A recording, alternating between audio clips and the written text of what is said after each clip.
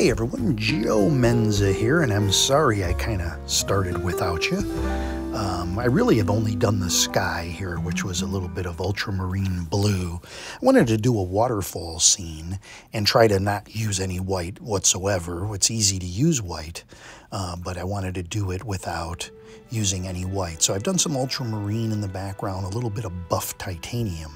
And I'm showing you here, just take the blue, do a little downward stroke with the Hake brush, and that's it. Let the viewer make up the rest in their mind and say, hey, yeah, of course, that's water coming down. Now, I've used some browns, burnt umber, Van Dyke brown, and I've put these browns for the part that's basically the cliffside holding in the waterfall, and a little bit of foliage type greens sort of kind of growing out of the side of that. This is really purely from imagination what I would think, you know, a waterfall from a side of a cliff would look like. Not really using a photo or anything like that. And then of course the rocks, a lot of times they're kind of going over the front of a waterfall, kind of like those parts have not fallen or collapsed in yet. I've seen that kind of done before. You could have rocks in the waterfall and them coming down and going around the parts sticking out. But this works too, I think. So up at the top of the cliff here, I'm going to turn the Hake sideways and a little bit of degree to the left and right to show you just another way you can make these little evergreens. You could do a flat brush, you can do you know, a round brush. I think this way is kind of easy. You just kind of like rough up the edges of the brush itself, and you're kind of stippling to a degree. And I'm just dipping into the yellow and the green and a little bit of blue, a little bit of darker color, and just kind of making that shape. And it looks like we've got some pines sticking out of the top of this cliff here. And a little extra brush underneath there.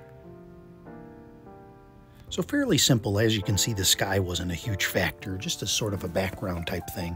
And you've seen me do these before, so you can kind of figure that one out before you get started. And really just little dabs and dashes here and there. You just vary the color. You know, if you're dealing with rocks and a rocky cliff, you can scrape it. You can put in varying degrees of brown. I find that using 2 or 3 tones rather than solid color gives you more of that realism. And then finally, I'm taking the plastic palette knife and just scraping in some textures here. And you can use a cloth, you can use a rag, you can use a variety of different things to achieve a bunch of different textures. And the more little things you do like that, the more it starts to look more realistic. Even though the water isn't really blue coming down a waterfall. For whatever reason, our minds, because we've always perceived a blue sky reflecting off a blue lake, we see blue. If you're in my area where we have rivers and creeks and things like that, the water is clear for the most part, but because there's so many trees and bushes and things on the edge of the rivers, it looks like it's green. Our water here doesn't really look blue. Now you go to the ocean, now the water is like a turquoise color, and it's not reflecting anything. That's just really the color that it is. If you go to a lake, it's like a Midwestern region, and it's whatever, you know, is reflecting off of it.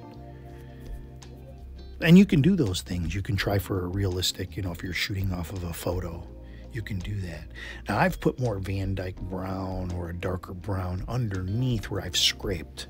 Just like with the rocks, we're anchoring that down. And it looks like, you know, a realistic rock face. Now, that's not photorealistic. I still think in a lot of ways, you know, even this, I've said this before, it's not a bad thing, but it looks more cartoonish. I know that sounds kind of bad, right? But it's more of an illustration. Let's say illustration. Would that sound better than cartoon? But it doesn't look realistic. I mean, you look at it and you say, oh, that looks cool, but it looks painted. And you could put as much time in there as you want. Of course, this is the fast and loose and fun method.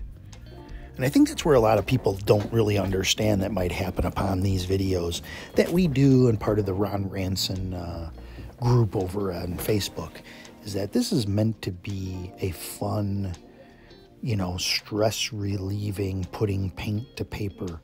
And that's what I try to do. I get a lot of comments. They're so nice. Most comments are nice, and they'll say, oh, this is so impressive, and this is this, and this is that. My goal, number one, is you watch this. If you're entertained by it, that's a bonus. If you're watching purely for entertainment. But you watch this and you go, hey, that looks like it could be fun. And maybe you go out and you buy a little case of the little half pans and pick up a little brush and some paper. Maybe you spend 20 bucks to try it, go to Walmart, whatever, and you come home and you do a little bit and you're like, you know, that was fun, relieved a little bit of anxiety. I'm trying to give you what I experienced when I started doing it, and in the hopes that you experience what I'm experiencing. I'm not trying to be the greatest artist. I had someone leave a comment saying, you know, there's other better painters on YouTube, which honestly, I didn't really get the point of that. I'm not trying to be the best painter or impress you. I want you to see this and see that you can enjoy it.